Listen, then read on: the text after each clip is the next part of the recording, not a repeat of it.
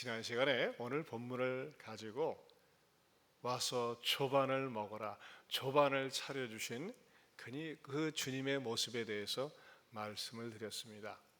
제자들은 사실 요청하지도 않았고, 그러나 먹고 싶었지만 감히 청할 수 없는 그런 처지에 있는 제자들을 아시고 주님께서 미리 정성스럽게 조반 차려주신 그 사건, 그것은 우리들에게 있어서도, 우리의 삶 가운데서도 하나님 우리의 필요를 아시고 채워주시고 능히 공급해 주시는 그런 분으로 믿을 수 있는 그런 믿음의 복을 여러분들에게 주시기를 축원합니다. 오늘은 지난주 같은 본문이지만 다른 구절을 통해서 여러분들에게 말씀을 드리고자 합니다. 그 말씀은 뭐냐면 14절을 다시 한번 보실까요? 14절 같이 보겠습니다. 이것은 예수께서 죽은 자 가운데서 살아나신 후에 세 번째로 제자들에게 나타나신 것이라. 거기에 보면요, 거기 죽은 자 가운데서 살아나신 후에, 거기다 한번 줄을 쳐보세요. 죽은 자 가운데서 살아나신 후에. 예수님이 죽은 자 가운데서 살아나신 후에 구체적인 활동을 하신 사건을 오늘 성경에서 언급하고 있는데, 여러분, 죽은 자 가운데서 살아나셔서 구체적으로 삶을 보이시고 활동하신 이 사건, 또 이 속에 있는 진리는 기독교만이 가지고 있는 아주 독보적이고 절대적이고 배타적인 진리라고 하는 것입니다. 어떻게 해서 그렇게 될까요? 자, 우선 말이죠, 세상에서 많이 흘러다니는 종교의 모습 가운데 하나가 뭘까요? 그것은 첫째, 죽은 자를 불러내어 먹고 사는 종교가 있다고 하는 것입니다. 죽은 자를 불러내어. 어떤 종교가 그런 종교일까요? 여러분, 의외로 이런 종교들이 굉장히 무속적이고 샤머니즘 종교들이 이런 색채를 띠고 있습니다.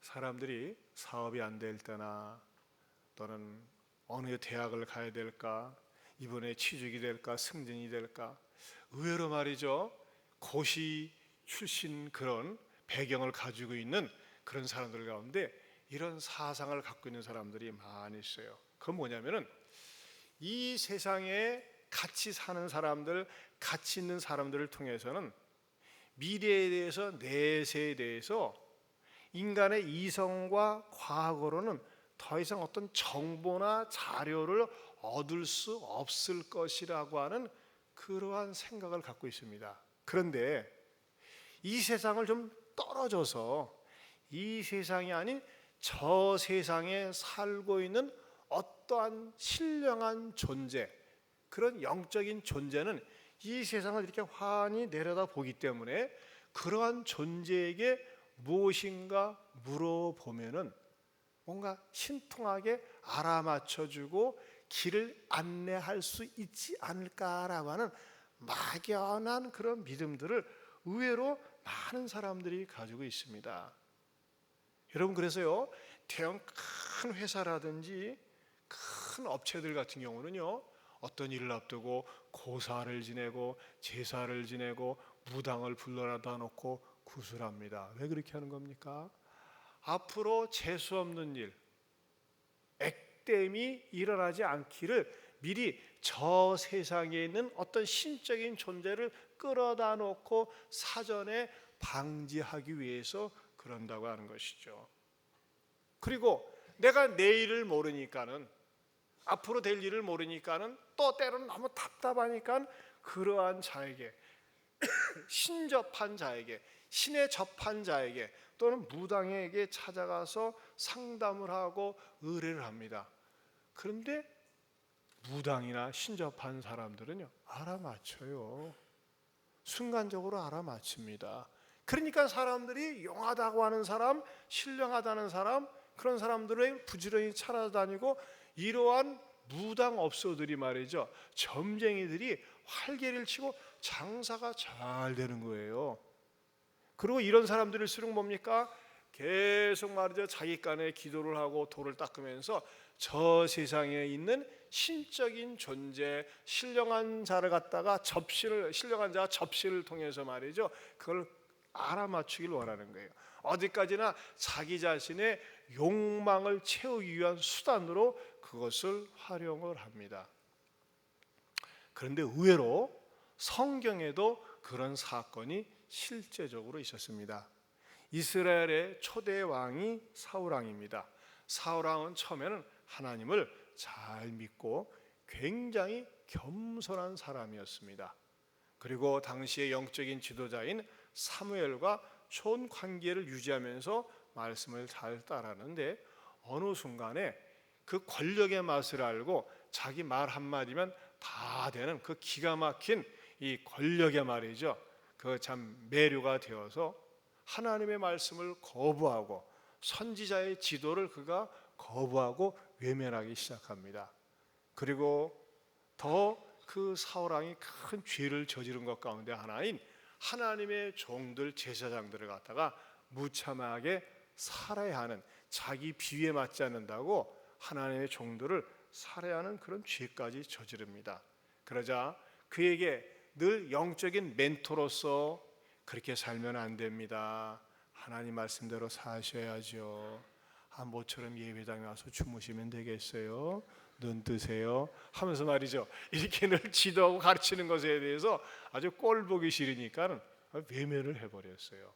그러니까 사무엘도, 영적인 지도자인 사무엘도 내 말을 더 이상 듣지 않으니까는 그 사울과 관계가 멀어지기 시작했고, 또 하나님도 말이죠, 그 사울로부터 멀어졌어요. 그러니까 사울은 어때요? 내가 이 잔소리 듣고 하나님이 이래라 저래라 하는 것에 대해서 귀찮게 생각하는데 멀어지니까 처음에는 자유함을 가졌어요. 여러분 이거 아셔야 돼요. 신앙생활 쭉 하던 분이 때로는 시험이 들어가지고 너도 꼴보기 있었어. 내가 그 교회가 안 간다. 내가 하나님 안 믿다면서 떠나잖아요. 처음에는 자유함이 있어요. 처음엔 편안한 것 같아요. 그런데 시간이 지나면서 일이 꼬여요.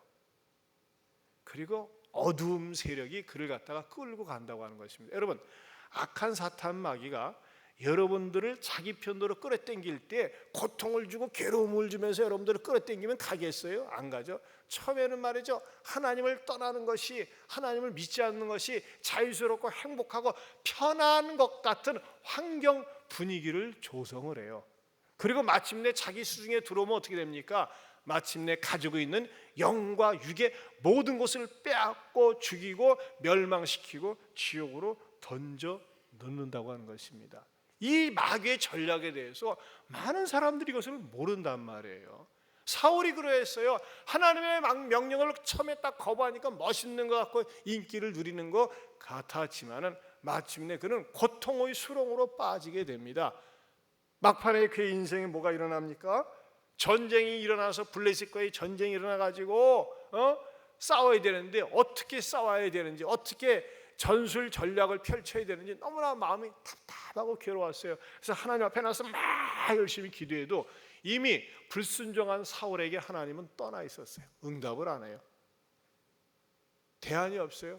근데 떠오르는 게 사무엘이 떠올라. 사무엘은 옛날에 전 멘토 역할을 했거든요. 어드바이스를 주고 그랬어요. 근데 사무엘은 죽고 없어요. 다른 주의 종들도 없어요. 그러다가 궁여지책으로 생각해낸 게 뭐냐? 가만히 있어. 내가 어떻게 해야지 전쟁을 이기고 어떻게 해야지 승리를 이끌 수 있을 것인가? 어떻게 해야지 내가 좀 잘 될 것인가?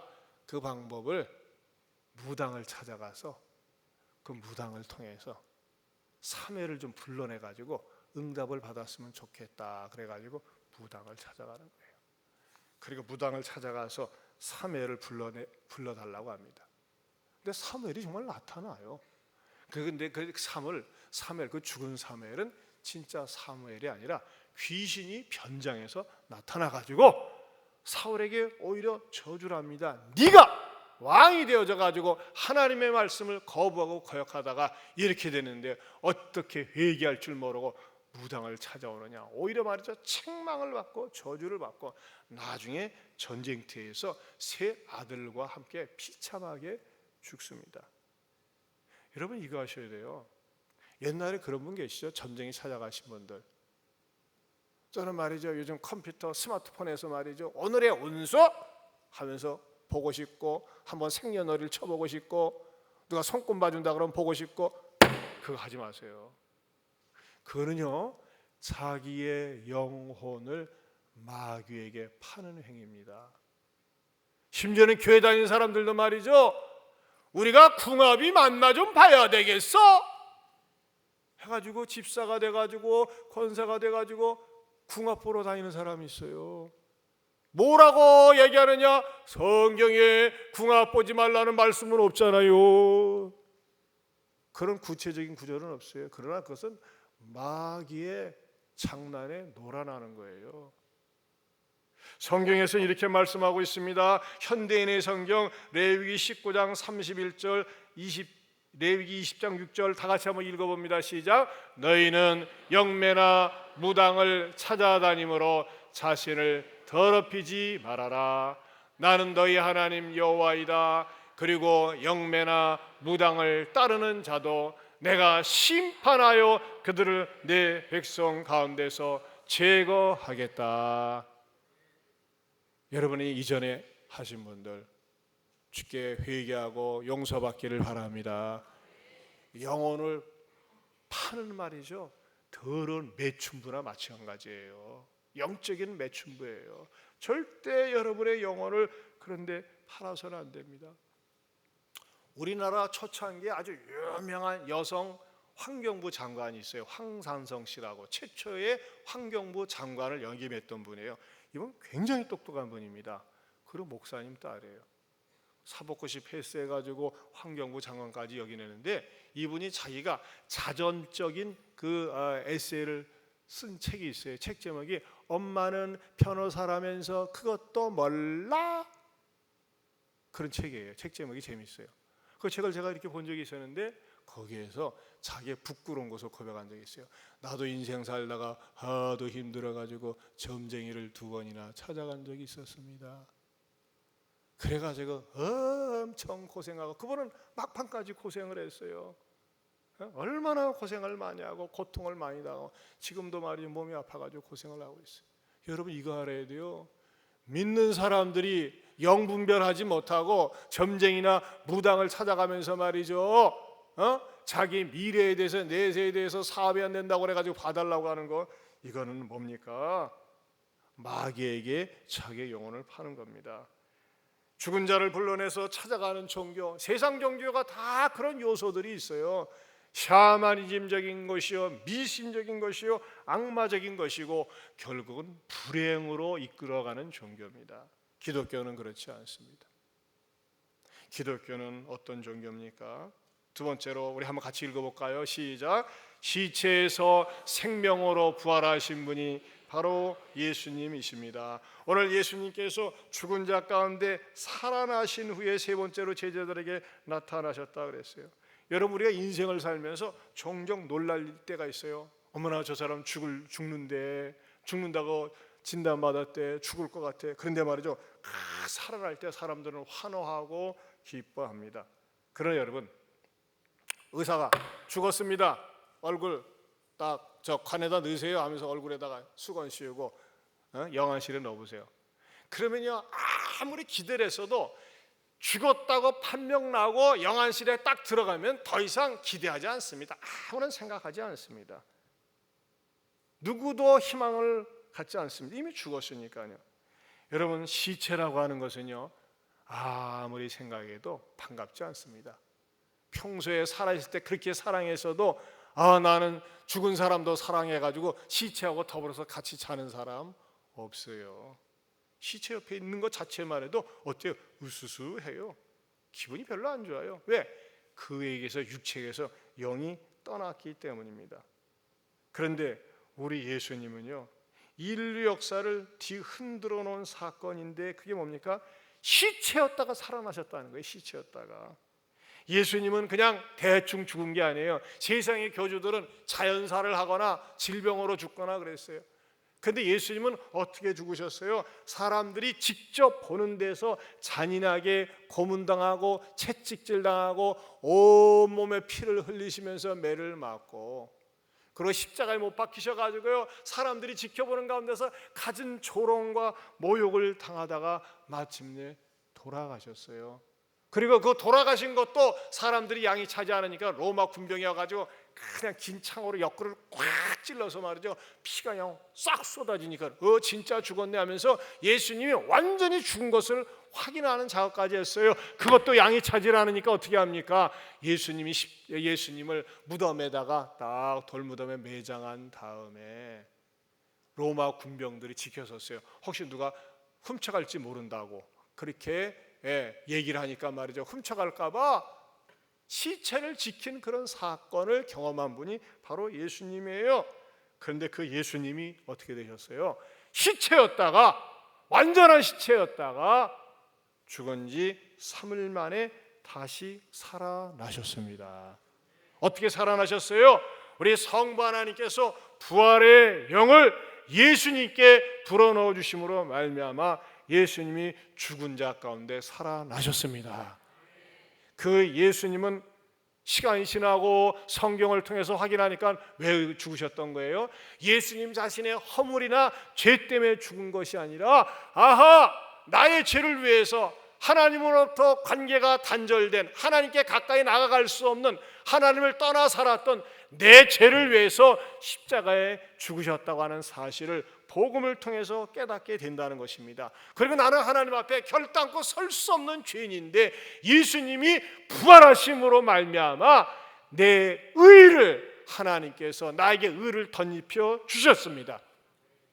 따라서 합시다. 예수님이 나의 죄를 위해 십자가에 죽으시고 내 의를 위해서 살아나셨습니다.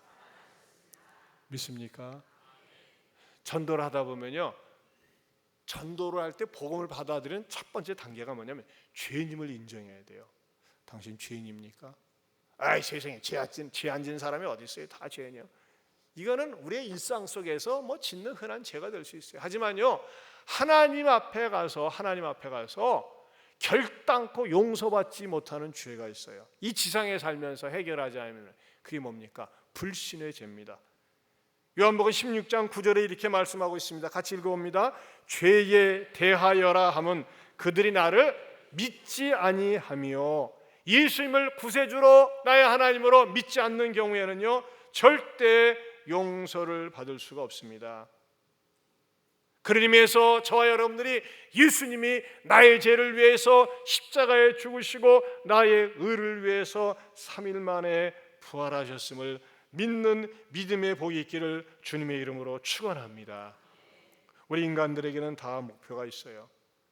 근데 여러분, 이 예수님을 믿는 믿음이 없으면요, 아무리 이 땅에서 호의호식하고 많이 배우고 출세하고 성공했다 할지라도 그 인생은 시체로 끝나는 거예요. 시체.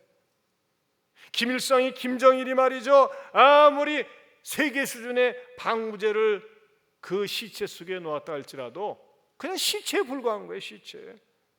하지만 여러분, 이 세상에 있는 모든 물질 세계나 어떠한 미물이라도 시적인 감각으로 보면 말이죠, 칭송을 받습니다. 풀 한 포기도 칭송을 받아요. 하지만 어느 누구도 시체를 예찬하는 사람은 없어요. 시체요, 아름다운 시체요, 무시무시한 시체 하면서 시체를 예찬하거나 시체를 노래하는 사람이 없어요. 왜? 시체 그 자체는 생각만 해도 무섭고 징그러운 것입니다. 그래 이상해요. 시체를 딱 보면요, 더군다나 어떤 무섭게 세상을 떠난 시체를 보면 그 잔상이 머릿속에 떠나지 않고 충격적으로 와닿습니다. 저도 그런 시체를 몇 번 본 적이 있어요. 그럼 이상하게 떠나지가 않아요. 왜 그런 것이죠? 그만큼 시체는 무섭고 잔인한 것입니다. 시체는 시간이 지나면서 썩습니다. 그런데 우리 예수님은 완전한 시체였다가 완전한 사람으로 살아나셨습니다. 여러분, 시체가 살아난 그 사람을 일컬어서 일반적으로 좀비라고 그러더라고요. 좀비. 예? 좀비는 되살아난 시체를 얘기합니다. 좀비란 말은 부두교에서 나온 겁니다. 부두교에 의하면요, 좀비는요, 부두교의 사제 보코가 인간에게서 영혼을 쭉 뽑아냈대요. 그리고 보코에게 영혼을 붙잡힌 사람은 그 지성을 잃은 좀비가 되어서 부커의 명령에 따라야 된다. 그래가지고 노동자로 착취를 하거나 막 부려먹는다 이거예요. 여러분, 시체가 그냥 벌떡 일어나서 살아났다, 이건 좀비예요. 그래 여러분, 예수님은 좀비가 아니에요. 예수님은 지정의, 이 땅에 살면서 가지고 계셨던 모든 지정의를 완벽하게 갖추셨어요. 예수님은 시체에서 사람으로 되었는데 좀비가 아니라니까요. 사람은 사람인데 더 완전한 사람으로 부활하셨어요. 그것을 성경에서 뭐라고 말씀하고 있느냐? 로마서 1장 3절에서 4절 다 같이 읽어보겠습니다. 그의 아들에 관하여 말하면 육신으로는 다윗이 혈통으로 나셨고 성결의 영으로는 죽은 자들 가운데서 부활하사 능력으로 하나님의 아들로 선포되셨으니 곧 우리 주 예수 그리스도 신이라. 여러분, 예수님은 신화적인 인물이 아니에요. 신화의 주인공이 아니에요. 단군은 신화예요. 실제 인물이 아니에요. 예수님은 실제 인물로 뭐라고 얘기했어요? 다윗의 혈통으로 나셨다 그랬어요. 그리고 부활하는데 어떻게 부활하셨어요? 성결의 영으로 죽은 자들 가운데서 부활했다 그랬어요. 거룩한 몸으로. 그럼 예수님이 다시 사신 세포는 어떤 세포냐? 우리가 가지고 있는 이런 세포가 아니에요. 60조로 만들어진 이런 세포가 아닙니다. 우리 세포는 시간이 지나면서 말이죠, 노쇠하고 죽고 새로운 세포가 생성되면서 갈수록 세포가 죽어져 가는 거 아닙니까? 그러나 예수님의 세포는 어떤 세포입니까? 영원한 세포입니다. 시간과 공간을 초월해서 상하지 않는 영원한 세포를 예수님께서 가지고 계십니다. 할렐루야. 이것은 말이죠, 다른 어떤 종교에서 베끼거나 모방하거나 카피할 수 없는 기독교만 가지고 있는, 예수님만이 가지고 있는 절대적인 진리입니다. 그런데 만약에 예수님께서 시체에서 영광스러운 육체로 부활한 것이 단순히 예수님에게만 적용된다면 우리는 구경꾼에 불과하죠. 우리는 무슨 재미 있어요? 예수님만 좋겠다, 예수님만 그렇게 영광스럽게 부활했다니까 그건 무슨 의미가 있겠어요? 그런데 우리 예수님께서는 예수님 자신이 영광스러운 몸으로 부활하신 것처럼 우리들에게도 예수님과 똑같은 혜택, 축복을 주신다고 약속하셨습니다. 이게 기독교의 복음이에요. 어떻게 그런 똑같은 혜택과 축복을 주느냐? 로마서 10장 9절에서 10절 다 같이 읽어보겠습니다. 시작. 내가 만일 예수를 주로 신하며 또 하나님께서 그를 죽은 자 가운데서 살리신 것을 내 마음에 믿으면 구원을 받으리라. 사람이 마음으로 믿어 의에 이르고 입으로 신하여 구원에 이르느니라. 할렐루야. 어떻게 하면 이 사건이 내 사건이 된다고요? 예수를 입으로 신하는 거예요. 주로 신하는 거예요. 주로. 예수님은 나의 주님이십니다. 예수님이 십자가에 죽으셨고 3일 만에 부활하셨습니다. 한번 따라서 합시다. 예수님은 나를 위해 십자가에 죽으시고 3일 만에 부활하셨습니다. 그분은 나의 주님이십니다. 믿습니까? 춘천 한마음교회 가면 김성로 목사님이라고 요즘 새롭게 뜨는 목사님인데, 야 대단해. 그 목사님은요 13년 동안 이 메시지를 매주마다 했대. 매주마다 매주마다. 사모님이 여보 이제 좀 다른 본문 가지고 딴 설교 좀 해. 성경에 다른 본문도 많이 있고 딴 설교도 하는데 맨날 똑같은 설교만 해. 뭐라고 하죠? 딴 데 가라고 그래 그랬대요. 그분은 체육 선생님인데 40살이 넘어서 신학을 했어요. 왜 사람들이 인생을 살면서 신앙생활하면서 기운이 없고 시험에 자주 빠지고 주눅이 드느냐? 부활신앙이 없어서 그렇다는 거예요. 부활신앙이. 부활신앙을 가지고 있는 사람은 어떻습니까? 어떤 환경과 처지에서도 생명이 그 안에 있기 때문에 살아서 생생하게 움직인다고 하는 것입니다. 이야, 난 그 목사님 간증을 이렇게 듣고서요, 정말 대단하세요. 그 춘천 시골에서 말이죠, 이 부활신앙의 성도들에게 살아나니까는 능력으로 나타나는 거예요. 여러분, 이 부활신앙은요, 우리를 어떻게 인도하는 줄 아세요? 세 번째로, 이 부활신앙은 생동감 있는 삶으로 이끌고 갑니다. 생동감 있는 삶으로. 여러분, 죽은 신앙이 아니에요. 부활신앙이에요. 여러분들이 인생을 살면서 힘들고 어렵다 할지라도 한 번씩 외쳐보세요. 오른손 한번 들어보세요. 오른손 들어보세요. 예수님은 나의 죄를 위해 십자가에 죽으시고 3일 만에 부활하셨습니다. 나는 이것을 믿습니다. 여러분, 이걸요 스스로 인정하고 외치고 선포해 보시기를 바랍니다. 내 신앙이 살아나요. 그 춘천 한마음교회 어떤 분이 전도를 받았는데, 이 형제는 고등학교 때 심심하니까 자면서 귀신이 내 몸에 붙으면 좋겠다 이렇게 얘기하다가 귀신이 달라붙어가지고 신통방통하게 살다가 예수님 믿게 된 그런 얘기가 있어요. 제가 그 동영상을 보다가 참 감동스럽다 해서 여러분들에게 자료를 준비했습니다. 유민선 형제입니다. 제가 고등학교 2학년 어느 날 밤에 자려고 침대에 누웠다가 문득 혼잣말로 귀신이라도 있었으면 심심하지 않겠다라고 말하고는 안방에서 베개 하나를 가져와 제 베개 옆에 나란히 두고 잠이 들었는데요.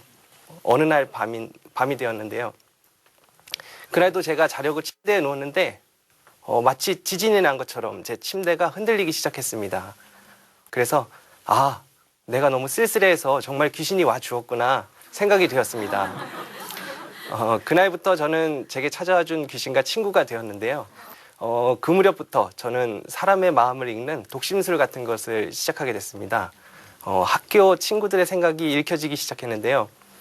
특히 욕 같은 나쁜 생각들이 읽혀질 때면 야, 너 방금 속으로 이런 생각했지? 했고 친구들은 한결같이 신기하면서 지금은 내가 무슨 생각하는데 또 맞춰봐 했습니다. 제가 대학교에 진학해서 태권도 학과에 다니게 되었는데 선후배 관계를 잘 하지 못해서 2학년 겨우 마치고 휴학계를 냈습니다.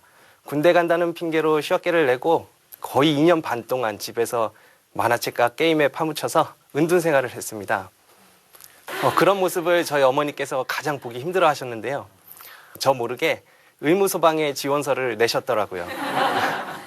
저는 생각지도 못하게 강원도 춘천소방서에서 군생활을 시작했습니다. 또 고참들을 섬기느라 처음에는 정신없고 힘들었지만 후임들도 들어오면서 점점 제 개인 시간이 생기더라고요. 그래서 그 시간에 무엇 할까 생각하다가 저는 다른 책보다도 사주팔자 책에 더 관심이 갔습니다. 한글 반, 한자 반, 세로로 쓰여 있는 아주 오래된 책이었습니다. 제가 한자를 잘 몰라서 이걸 과연 공부할 수 있을까 걱정을 했는데 막상 공부를 시작하니까 그 모르겠는 한자들이 슬슬 읽혀지는 겁니다. 마치 어디서 본 것처럼 3년은 공부해야 남들 사주를 풀어주고 10년은 공부해야 용하다는 소리를 듣는다는데 저는 단 한 달 만에 이 모든 것을 완전히 숙지하고 주변 사람들의 사주팔자를 풀어 설명해주기 시작했습니다. 금세 용한 점쟁이라고 소문이 났어요. 제가 사주팔자를 한참 보던 때 생각나는 분이 계신데요. 그런데 그분 사주 중에 유독 편모가 눈에 띄는 거예요. 편모가 뭐냐 하면 계모나 유모, 다른 어머니가 계시다는 뜻이거든요. 혹시 친어머니 말고 다른 어머니가 계시냐고. 그랬더니 이분이 깜짝 놀라시면서 자기는 낳아주신 어머니가 따로 계시고 길러주신 어머니가 따로 계시다는 겁니다. 그 다음부터는 제 말을 아주 100% 믿으시더라고요. 그렇게 1년 6개월 군생활 하던 중에 제가 발령이 났습니다. 새로운 근무지에서 정말 제 평생에 잊을 수 없는 귀인을 만났어요. 한마음교회에 다니시는 형님이셨습니다.